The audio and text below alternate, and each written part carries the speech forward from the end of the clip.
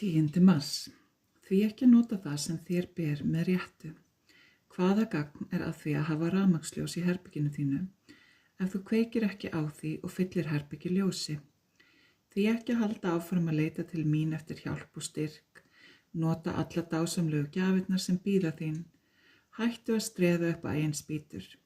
Þegar þú þekkir mig og elskar mig, myndu ávallt vilja vera með vitund á mér og minni guðlegu nærveru. Þú myndu vilja ganga í ljósinu, því þar sem er ljós er ekki lengur myrkur. Þú gefur frá þér ljós með jákvæðu og uppbyggilegu lífi þínu og tilveru. Hleyptu því engu neikvæðu inn á þig sem deyfir ljós þitt.